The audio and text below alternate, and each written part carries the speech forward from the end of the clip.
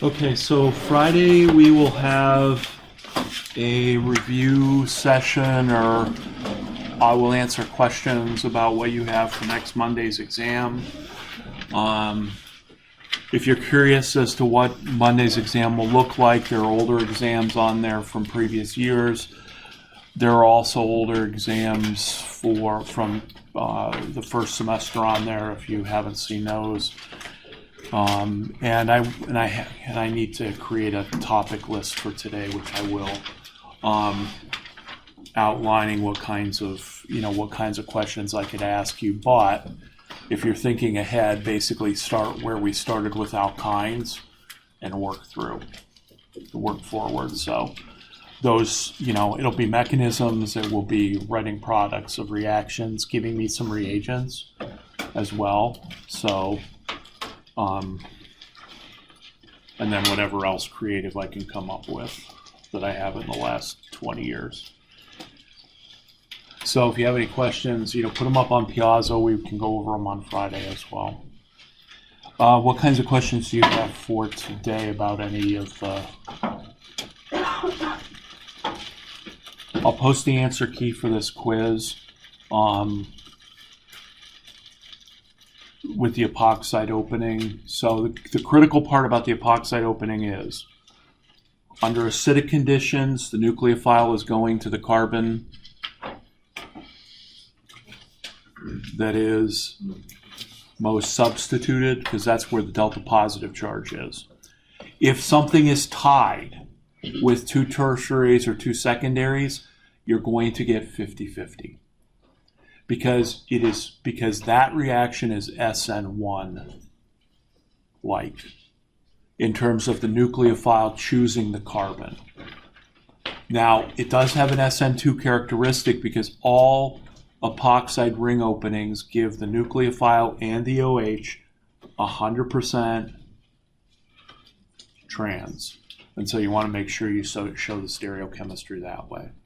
For a strong nucleophile, meaning no acid, the nucleophile is going to attack the carbon that is least sterically hindered. Your first choice is, your first screen will be primary over secondary over tertiary.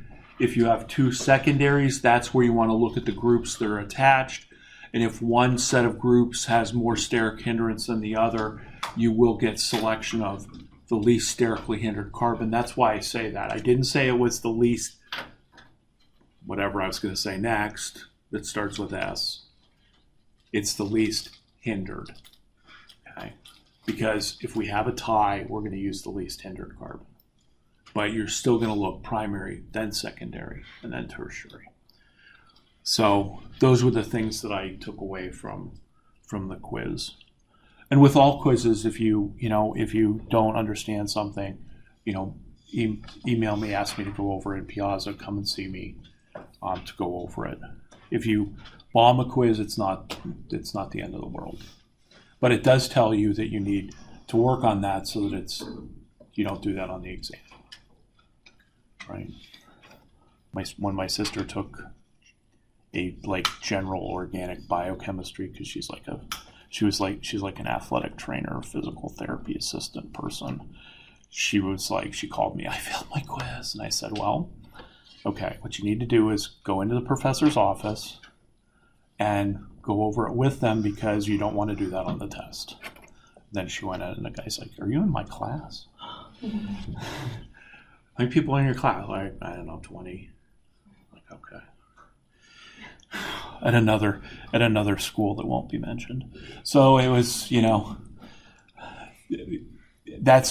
this is how I have to assess how the class goes, sort of. If there's things that we're missing, then I need to go over that, which I kind of just did. But then what you want to do is make sure that if there's something you don't understand, you get help with it. So that's low stakes tests or quizzes. So if something doesn't make sense, come in, we can go over it. Okay. Any questions about today, Sabrina? Could you do an example from the Fischer Esterification? For Fischer Esterification, yes. So we are talking still about reactions of alcohols and then moving into ethers, I believe. So Fischer esterification is something we're going to do in lab, and it is a reaction of an alcohol. And so in this case, what I'm going to do is I'm going to take an alcohol and I'm going to react it with a carboxylic acid to make an ester. So an ester has the C double bond O with an OR group on the other side. So this is an ester. In lab, we're going to be making one of those when we get around the lab, and then you'll be given a mixture of an unknown acid and an unknown alcohol. You're going to make the ester, and then you're going to try and figure out what it is from like NMR. Will be your ultimate test of what acid, what alcohol you made. So if you're going to make an ester, the classic way to make it is to use Fischer esterification. So you take an alcohol, you react it with a carboxylic acid. You need an acid catalyst, like sulfuric acid, and then you will make the ester, and then on the other side is H2O. So this is the overall reaction to make an ester from an alcohol. So this is the classical method. Did I go into the mechanism at all? I probably am going to hold off on the mechanism until we get to that in lab. But this is a pretty classical way. There are a couple of issues practically, though. It's an equilibrium. And so the problem is with this equilibrium, I need to push the equilibrium to the right. Now, this is one of the very few cases where I say, how do you push the equilibrium to the right? Usually people last semester said Le Chatelier. Nope, doesn't work. In this case, Le Chatelier works. So I have two choices for this. I can either use an excess of acid. I could use an excess of alcohol, which I never do. But I usually use an excess of acid, which then by Le Chatelier's principle pushes the equilibrium to the right. The other way to do this is to remove the water as it's produced. So in general, what we do is we use excess acid. And then in lab, what we're going to find is that the excess acid that's in there as a function of trying to push the equilibrium, I can then actually extract that with either sodium bicarbonate or sodium hydroxide, which is what we did last semester when we were doing the Excedrin tablet. We used the base to basically deprotonate the carboxylic acid and pull it into the aqueous layer. So that's why we use an excess of acid. So that's what we're going to do. This can take like an hour and a half of reflux when we do it in the lab this semester. We're going to be doing other things, though, this semester. It's not just going to be an hour and a half of watching it boil. But that's how we have to set up the equilibrium. So that's Fischer esterification. So you can use any alcohol you want to make the ester. And so that's a reaction of an ester. Now, there is another way that has an advantage, and that is to use the carboxylic acid chloride that we talked about with Grignards. So if you take an acid chloride and you react it with an alcohol, that reaction will go 100% to the right, so that what you end up doing is you don't have an equilibrium to worry about. So if you use the carboxylic acid chloride and react it with an alcohol, there's no equilibrium. The only question is, how do you get from carboxylic acid to carboxylic acid chloride?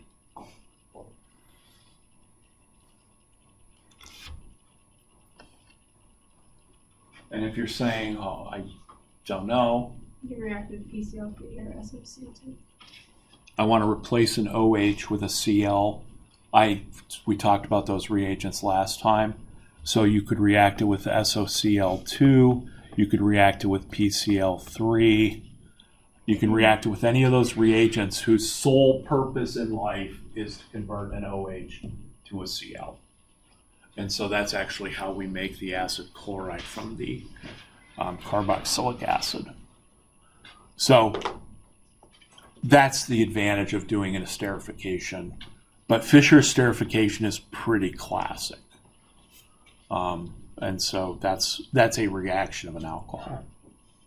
And we'll talk more about that, including the mechanism, when we get to it. What else?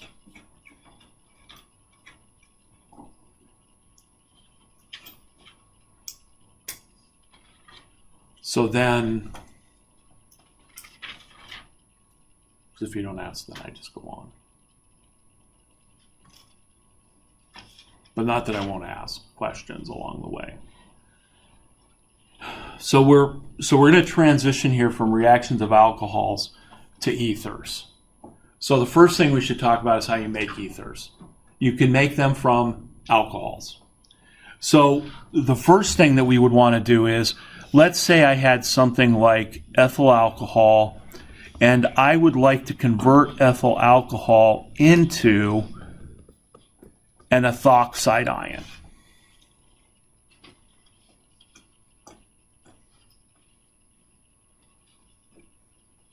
My number one question is, what kind of reaction is that?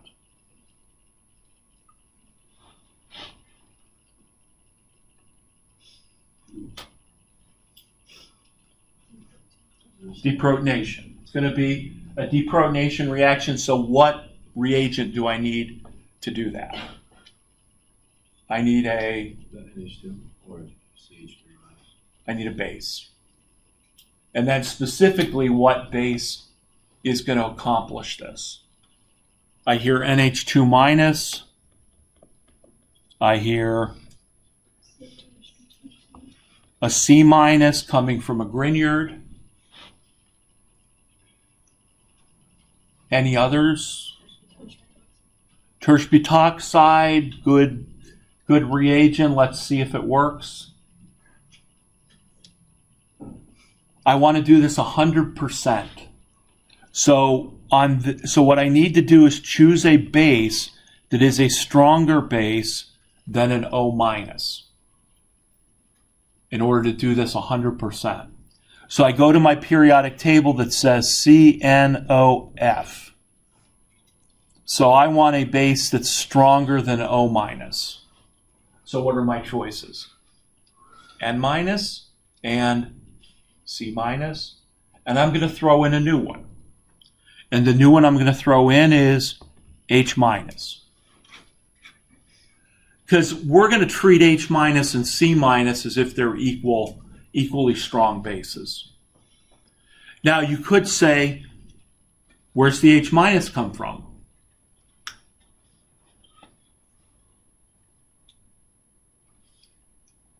You tell me.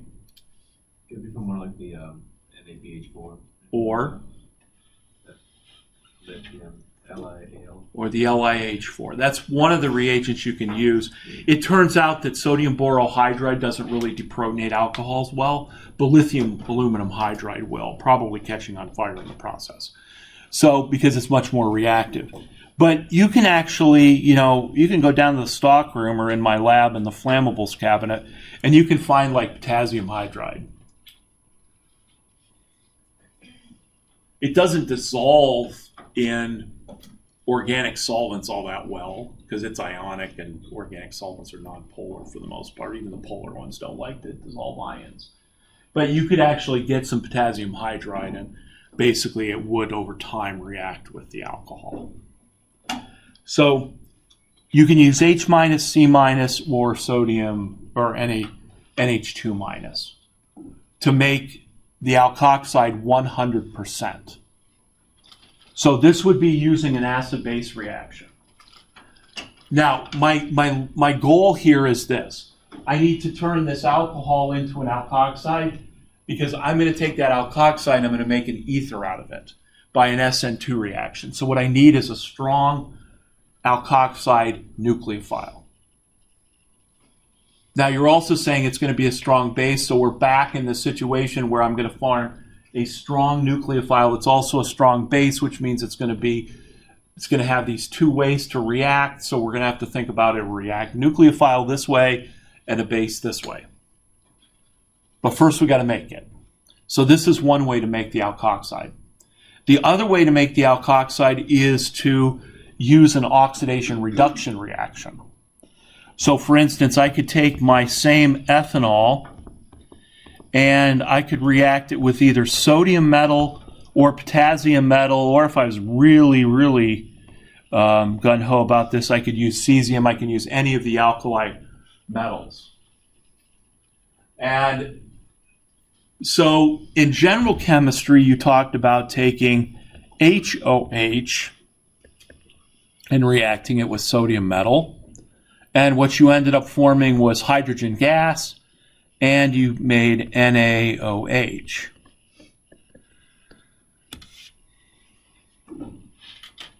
Right, so that's a really spectacular reaction when it's water. Take a chunk of sodium, drop it in water, it'll generate hydrogen gas. If it sparks, the hydrogen gas will ignite. And usually there's one high school teacher that gets fired and sued every year because they do this in a class and they shoot it all over their class because they used too much sodium and they didn't adhere to safety rules. The safety rules would be show it on video, don't do it live. Potassium is worse. Cesium, when you get a vial of metallic cesium and you crack it open, it's going to explode because it's going to react with the air in the atmosphere. So you can do these reactions. Notice what I did. I used HOH in general chemistry. Now what I'm going to use is ROH. So when I use ROH, what do I end up doing? I end up forming the O-, which is now the alkoxide with the counter ion, and I still make H2. And this reaction is not necessarily as reactive as water, but you have to be careful. Because now, not only do I have hydrogen gas that's flammable, but I have ethanol that's flammable as well. So another way to make an alkoxide is to just use sodium potassium. In research we've used cesium, but you have to be really careful with that. There is a thing, Dr. Challen has this thing called a dry box that has nothing but nitrogen in it. It looks like a little baby box that you handle babies in. And you handle air-sensitive stuff in there. And my graduate student a long time ago, when we had graduate students, cracked open some cesium and dumped it into a round bottom in his dry box. And it started to turn bright red. Because apparently his dry box wasn't completely dry. It was after that. Because any moisture in there immediately reacted with it. So that's why it kind of glowed red. He's like, oh, nice job. We don't want to blow up his box, his dry box. So and then we added an alcohol to it carefully to make a cesium alkoxide. So this oxidation reduction reaction is just like general chem. It's a little bit less reactive. So you can make any kind of alkoxide you want. Counter ion in real life makes a difference. In this class, it doesn't. So we're not even going to write the counter ion. Okay. So the purpose here is, how do I make an alkoxide? I can use sodium, potassium. I can use N-, C-, or H-. So I have all those different ways to make an alkoxide. So if you wanted to make tertiary butoxide, you take your tertiary butyl alcohol and you react it with sodium or potassium or any of those bases. That's how we make it. Now, you asked about taking an alcohol and reacting it with a tertiary butoxide ion. What will happen? What will happen is you will get an equilibrium because I'm reacting an alcohol with an alkoxide, so there is no one base that is much, much, much stronger than the other. So what you would end up doing is forming the alkoxide and the tertiary butanol, but it's going to be an equilibrium. So if I want to make the alkoxide 100%, tertiary butoxide is not going to do it. I want something stronger than an O-. And so I have to use N or C or H-. Okay. And This is all very reminiscent of how did I deprotonate a C triple bond CH. What did I have to use? N minus or C minus. At the time I didn't know how to make a C minus, but now I do. And so the next reaction of the alkoxide is also going to be deja vu about what happened when we reacted C triple bond C minus. Okay. So I make the alkoxide to use as, in this case, a sterically hindered strong base. But now what I'm going to do is this. I'm going to take my CH3, CH2 minus, O minus, and I'm now going to react it with ethyl chloride. And what product am I going to get? Or I'm going to react it with isopropyl chloride. And what product am I going to get?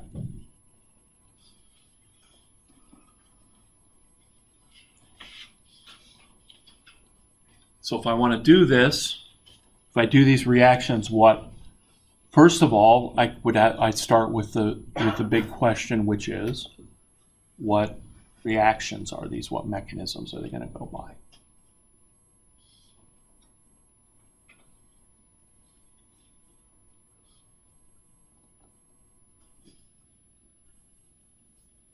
What is the alkoxide? Strong.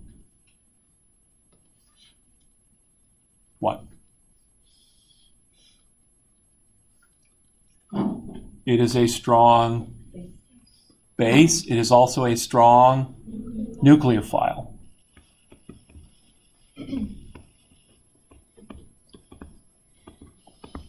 Okay, so I have a strong nucleophile and a strong base. I am reacting it with two different halides. What kind of halide is this? Primary. This one is secondary. So a strong, let's take the strong nucleophile first. Strong nucleophile plus primary alkyl halide. SN2. Strong nucleophile plus secondary halide. SN.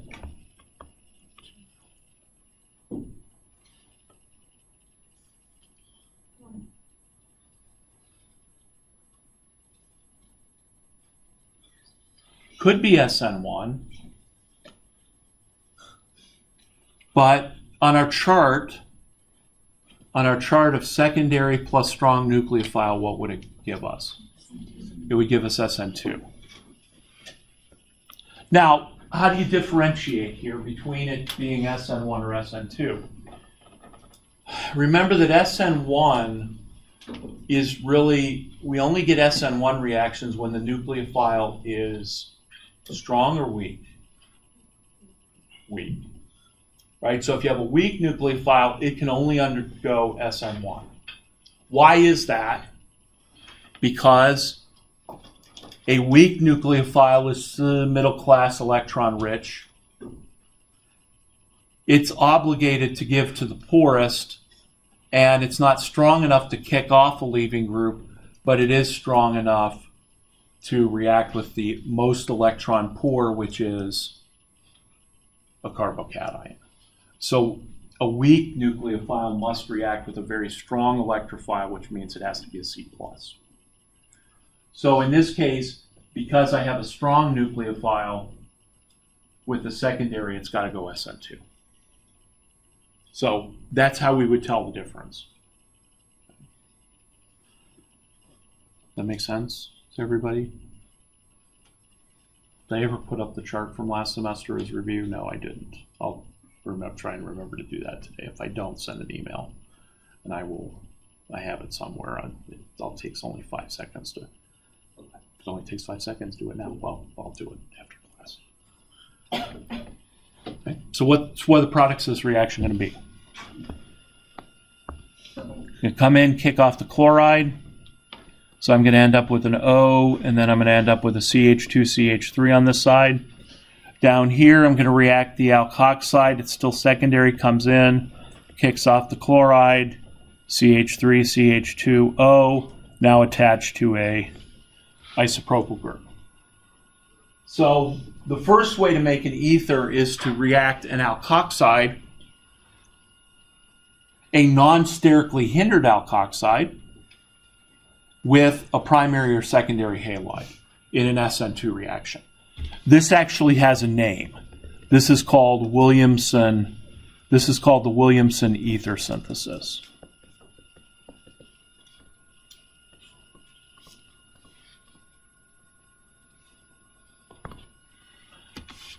And the classic Williamson ether synthesis is you take an alcohol, you drop some sodium metal into it, make the alkoxide, throw the alkyl halide in, and you can make the ether that way. So that's the way to make it, using a strong alkoxide nucleophile with a primary secondary halide. Right. Does that make sense to everybody? So you use the sodium and not like an NH2 minus? You can use other ones. The classic Williamson way that Williamson did it was to take an alcohol, drop a piece of sodium metal into it, because probably at that time there was no C minus or NH2 minus that you could buy, but you could buy sodium all day. So you just do that, and then you add the halide to it. That's the classical Williamson ether synthesis. We haven't done that in lab for probably, well, I've never done it here, but I guess they did it beforehand. So that's one way to make it. Of course, what halide am I missing? I'm missing a tertiary halide. So what happens when I take that alkoxide and I react it with a tertiary halide? What mechanism do I get?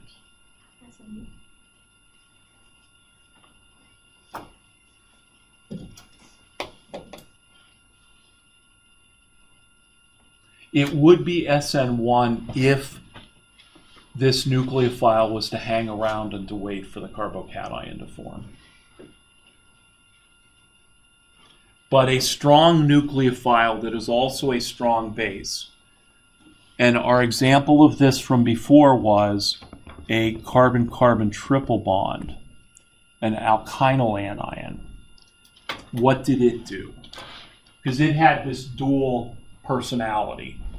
Strong nucleophile, strong base. So it did E2. So the first thing that these strong nucleophiles that are also strong bases, and this is the second class of those.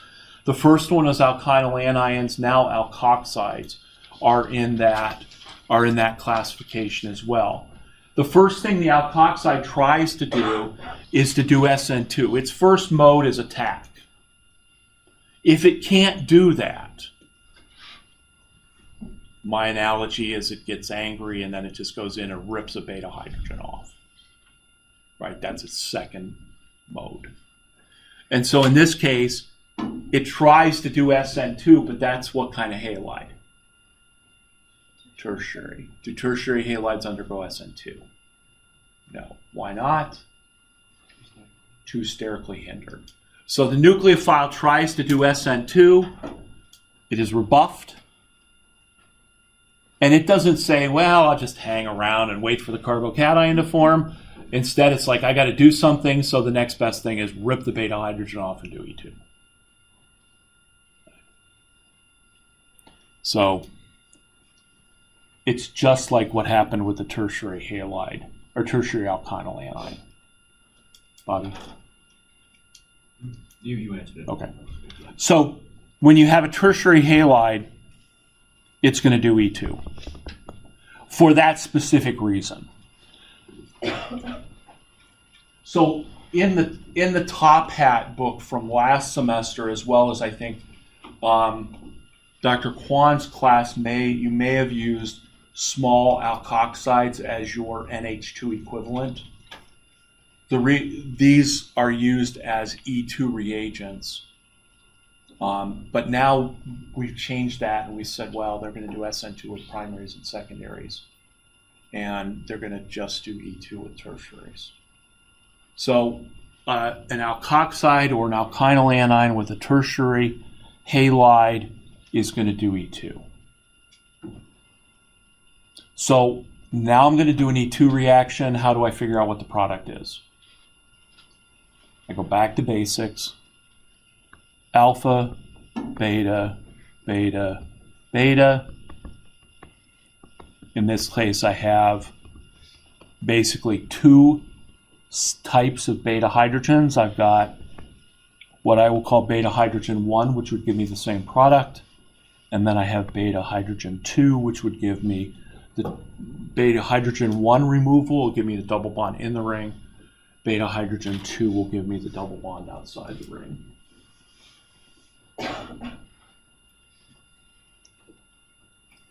So which one is the ethoxide going to remove? Would it remove one of the ones that forms inside the ring? Do we agree it'll form the double bond inside the ring?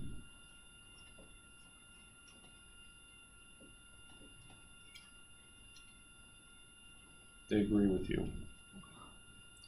I didn't say you were right or not. I just said they agreed with you. But you are right. Why? Why? Because, I don't know if you guys know this terminology, but it's not a bulky base, so it can attack more directly hindered than most of the two. So it's a small base. Yeah. So it's like NH2 minus.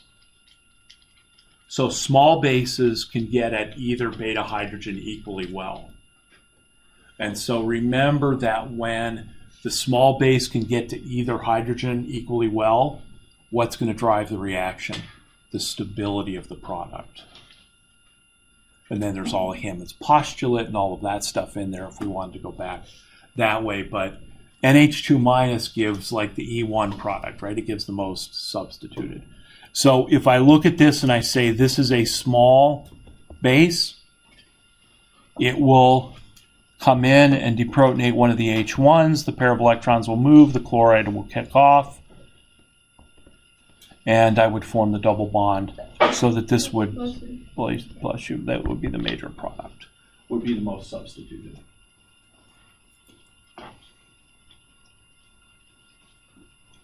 So if I want to do a Williamson ether synthesis with a tertiary halide, I can't do it. If I wanted to do this E2 reaction, form the least substituted product, what should I do? I should use something sterically hindered in the reactant that would make it only deprotonate H2. And so what do? I use tertiary butoxide. So last semester we introduced the idea of tertiary butoxide simply because these things are strong nucleophiles and strong bases. I want to take the strong nucleophile characteristic away, make the alkoxide sterically hindered.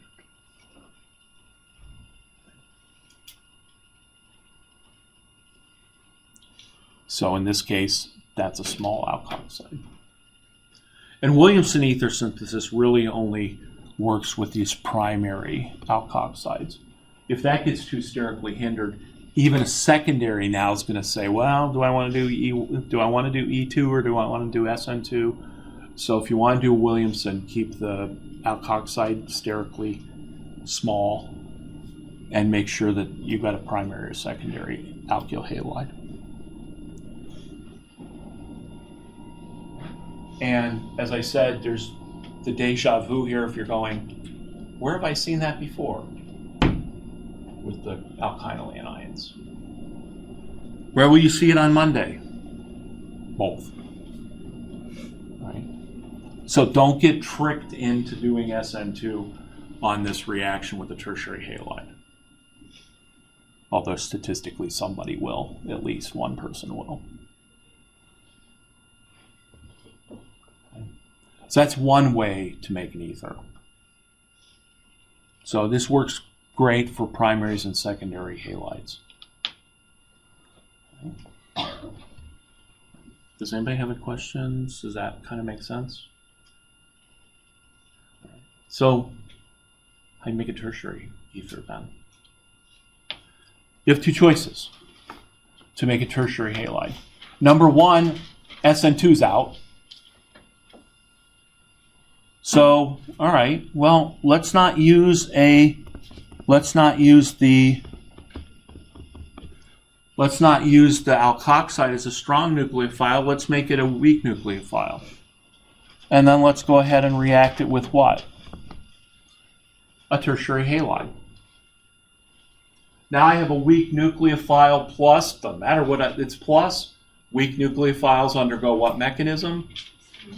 S1.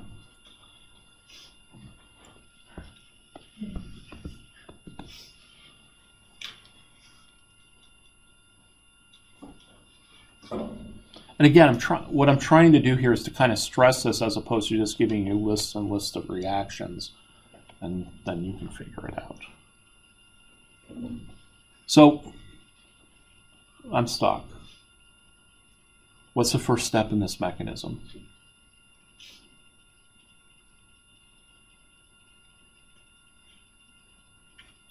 If it's SN1. Have the chlorine react with hydrogen. Eventually that will happen. And I like the idea of doing something with the chlorine. What would be the first step? The formation of carbocation. Okay, I'm going to form a carbocation, which means the chlorine is going to leave. Okay, so we'll break the carbon-chlorine bond and we will form a tertiary carbocation plus a Cl minus. Okay, I've now formed my tertiary carbocation, which then makes this an SN1 reaction because anything with a 1 involves a carbocation, anything with a 2 does not. All right, so what happens next? Does the O attack the carbocation? So now I'm going to take my neutral nucleophile and the oxygen is going to add to the carbocation.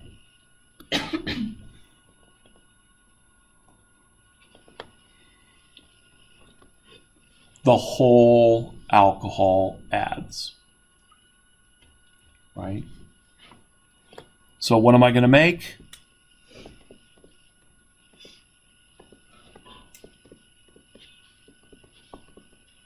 I'm going to make my oxoniamine.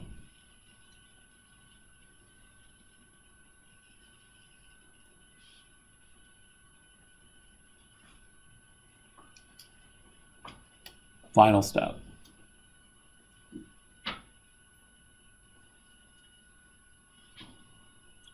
Lose DH plus.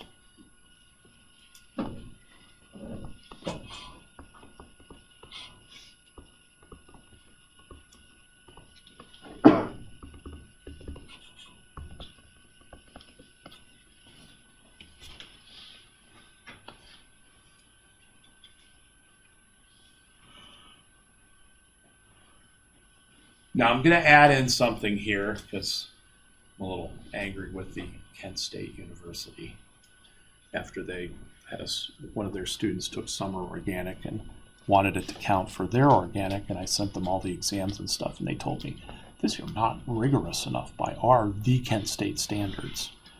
Which I'm still angry about. They're like, there are mistakes in your answer key. Possibly, but not from the summertime. Well, you give people cyclohexane chairs and then have them write it out. Try grading 60 exams over the weekend. I don't have 17 TAs to grade my exams. Well, your proton transfer reactions aren't complete. Okay, let me show you what this means and tell you why we haven't done this. That H plus, we just kind of like, oh, it just disappeared. It doesn't quite just disappear. What happens is the chloride would come in and sort of take the H plus away. Okay, and that's the way most the books show it. That's probably the way you did it in Dr. Kwan's class if you had him. Now, what I don't want you to come away with the impression is that the C minus is a strong base coming in and ripping that hydrogen off. It is not. It is kind of waiting there, and then the H plus kind of just falls into its lap, and they bond. Right? This is not an active base that's going to pull that hydrogen off. But for the sake of completeness, the water or the chloride would come in, or even another alcohol molecule would come in, and it would take away that H plus as the H plus leaves. So we don't have to do that, but that's why it's shown in the textbooks. This is now a complete proton transfer reaction. So we'll have to start doing that next year, although I could care less. But that's how we would do it. Okay. One last thing. Think about this. I can also take any set of alcohols, any two alcohols, and make an ether out of them. All I need is a proton to catalyze the process. So what I would like you to do for Friday is, and I'm not going to make this a take-home, like, graded practice problem, but we can talk about this as a review on Friday. But what I'd like you to do is write a mechanism that'll give you an ether out of those two. And there is actually more than one mechanism that you can write. But make sure you don't violate the rules, meaning no primary carbocations anywhere, because I do believe those are outlawed everywhere, I think. I don't even know anymore. But make sure that you're not doing an SN2 reaction on a tertiary system. So what would the mechanism for this look like? Because that's the other way we can make ethers, is with two alcohols or an alcohol and a chloride. Okay? But if you have any questions, put them up on Piazza, come see me, bring them to class on Friday. We will have an in-class quiz on Friday over all the reactions we've talked about today. And I'll verify that by email.